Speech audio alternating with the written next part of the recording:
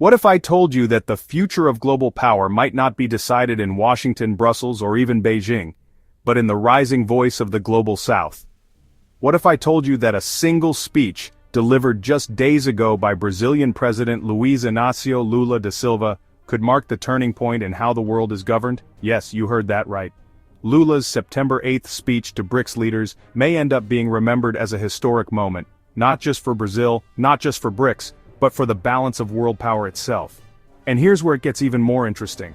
While Lula was calling for unity and cooperation, India's Prime Minister Modi shocked observers by canceling his UN General Assembly speech, raising big questions about how the world's largest democracy plans to navigate Trump's renewed tariff war. So today, we're going to break this down. Lula's bold call for a new world order, Modi's surprising cancellation, Trump's aggressive economic moves, and what all of this means for the future of the global South.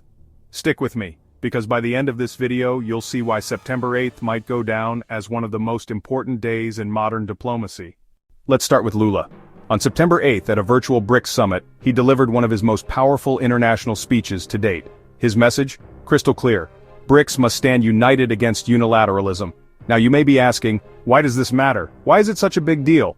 Well, BRICS today represents nearly 40% of global GDP. That's not a small player anymore.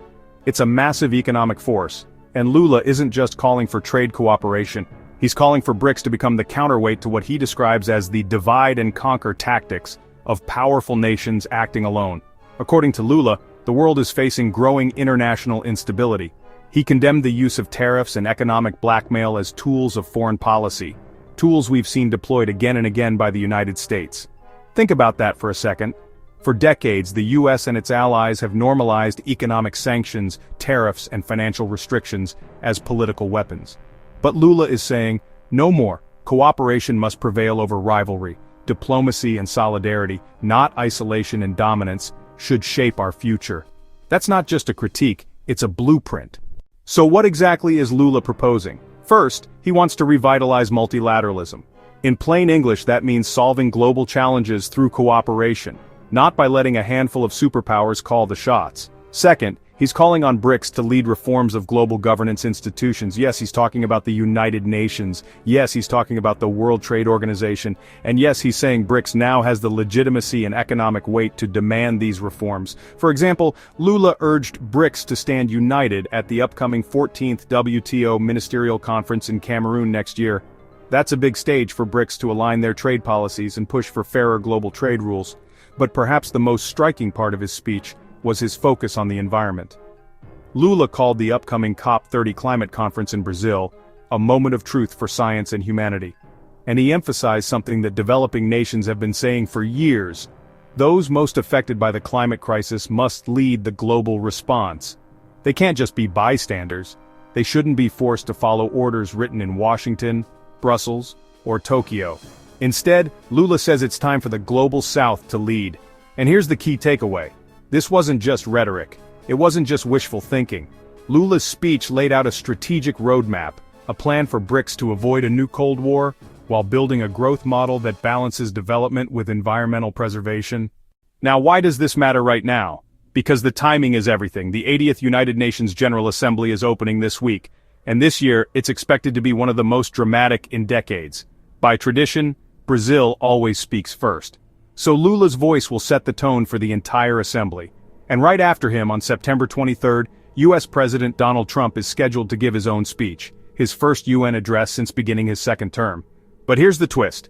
Indian Prime Minister Narendra Modi will not be attending. That's right. Just weeks ago, Modi was scheduled to deliver a speech. But now, External Affairs Minister S. Jaishankar will take his place on September 27th. Reports suggest Modi may even cancel his entire US visit. Why? Well, look at the growing friction between India and the United States. Trump recently slapped a 25% tariff on Indian imports of Russian oil, directly pressuring New Delhi's energy policy. For India, this is a major headache, and it could be the reason Modi is recalibrating his foreign policy in real time. So now at the UN, we'll see a fascinating dynamic.